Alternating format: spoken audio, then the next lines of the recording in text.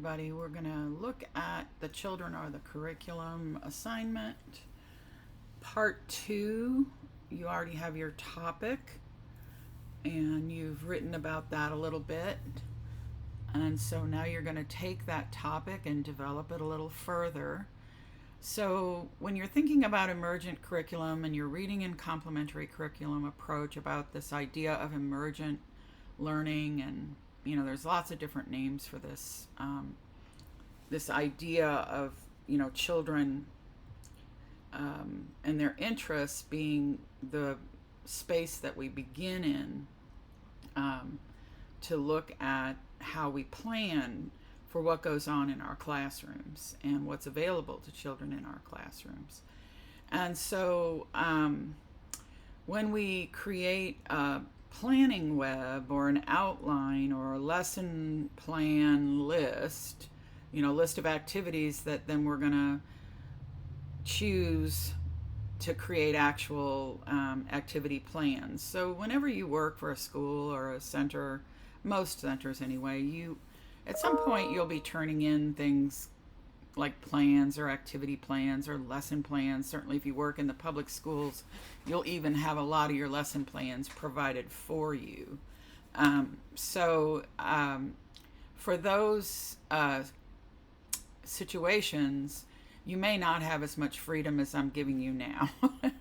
But I do want you to know how to do it, and I hope you land somewhere where you can kind of do it on your own terms, and maybe somebody will notice and say, hey, what are you doing there? And we may have more classrooms that really serve children and their interests, and use those interests to give them opportunities to practice the things that are skills that they can acquire.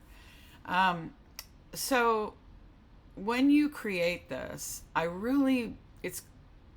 have here planning web or outline, but please feel free to, make this your own. If you have your own way of organizing these things, I'm very happy with whatever works for you. I want this to be something that you can use in the future. I know when I was a teacher, when I taught preschool, when I taught elementary school and middle school, I always had many different ways I organized my plans, and then I had the ones that I would turn in because they were required, and those were usually templates that were handed to me. But I always had my own that I made up, and I would encourage you to do the same thing, because you will need to have your own way of thinking about things that helps you really check yourself about whether these plans are something you want to do, that you're excited about, or are they really things that emerge out of the interests of the children. So anyway, that's sort of an introduction to the format that you turn in for this. So what you're going to do is create a list of 10 activities.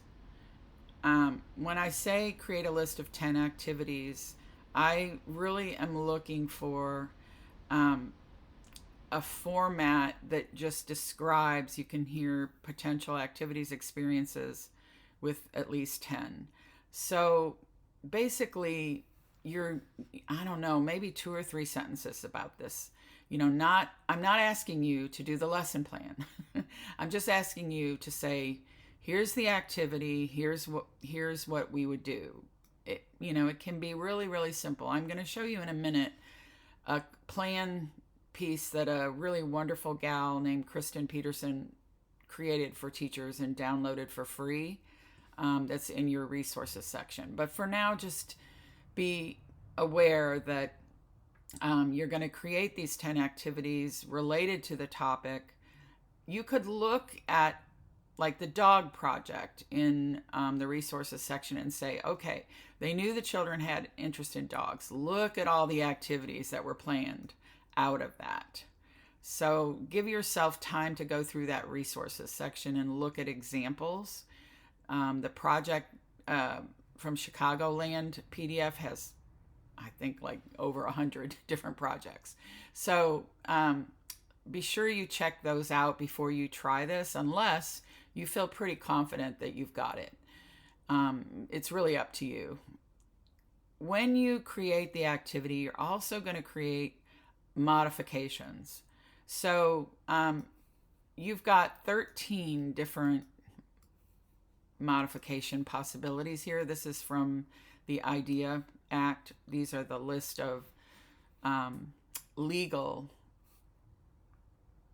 disabilities that are covered in IEPs. So try to incorporate, there's 13 of them, you're doing 10 activities. Try to incorporate as many of them as you can into the activity. So say you're going to do something with a dog visiting the classroom. So how would you address, deaf or blind children? And it's got deafness here. I don't understand these legal pieces, but that's how they're listed in the law. So anyway, you can kind of make this your own. I just want to know that you really understand that some activities you plan may not work for every child. And even if you don't list everyone, which of course I'm not requiring you to, I do want you to kind of go through the mental gymnastics of saying, okay, I want to do this activity. I want to have paint at the easel. And that's a pretty standard thing, right? You're just going to have paint at the easel. Why are you having paint at the easel? Because the children have expressed a desire to paint with different kinds of tools. They've been bringing things over to the easel and painting with them.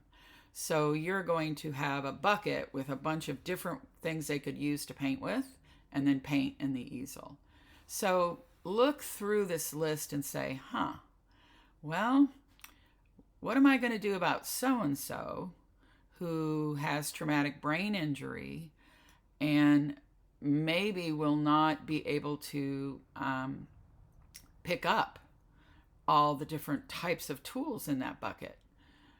So what am I going to do about that? Is somebody, am I going to have a helper there with the child? Maybe another child who helps them?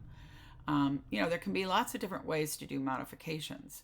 So really just think about these so you get really, really good at being able to modify things so that everyone can participate that wants to.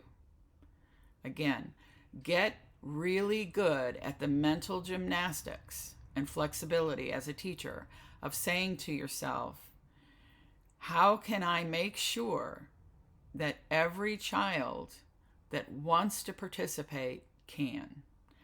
And how have I set this up so that that's clear, that you are welcome to participate? Not, oh, I forgot you're going to need this to participate, and then you've got to rush around the room finding whatever the child needs. Have it ready. Children who need different things to participate do not need to see us running around the room at the last minute remembering them.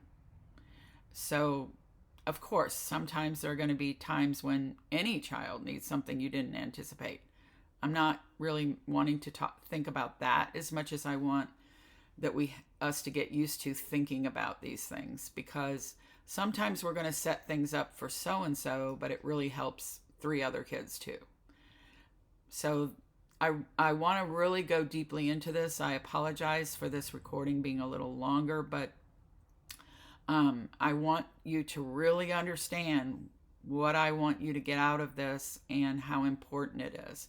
We are seeing children who have all kinds of things going on now, and I want you to be very good at thinking this way.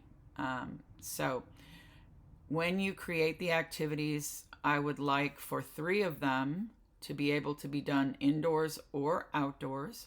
So the easel could be either way as long as it's not raining. Include 2 activities that can be done outdoors. So think about what you would do outside that you would do outside because it wouldn't be appropriate for inside. And then 5 activities for indoors. So I hope that's clear.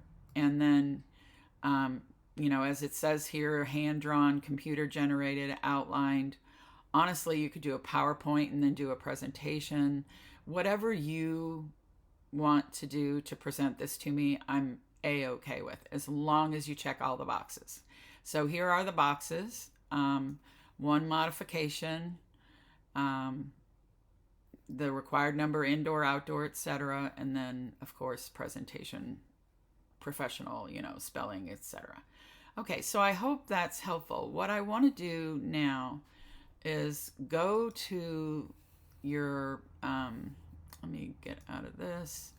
I want to go to our resources section and show you what you've got.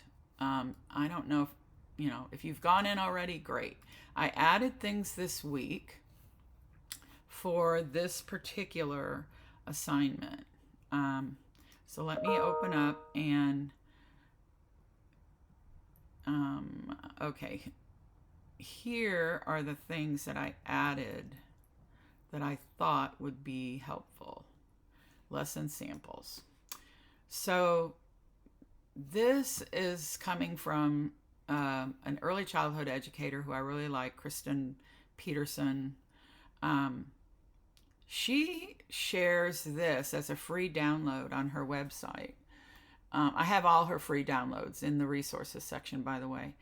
And we're going to talk about those when you get to the lesson plans. But for now, this is not lesson planning yet, as I said. However, this is a nice way to think about activities in terms of a topic.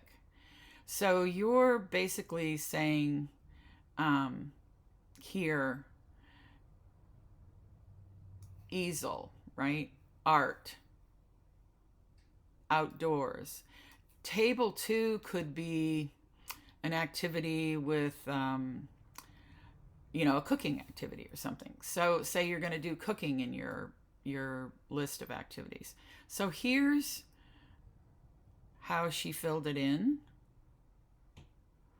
And then she has her schedule. So I just wanted you to see how she did this, because I think it's a really great example of how very general and broad you can be here.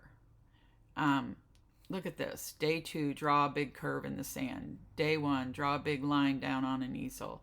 Day 3, erase a little line from the easel. She's got all these different little simple little things in here that are just wonderful. And that's what I'm looking for. All you would do to add is the modification that you would use. So if you want to use her little template here, you're more than welcome to do that. She has it downloadable for a reason, for free. So I hope it's helpful. I did want you to see how very simple these can be. Okay. Hope this helps.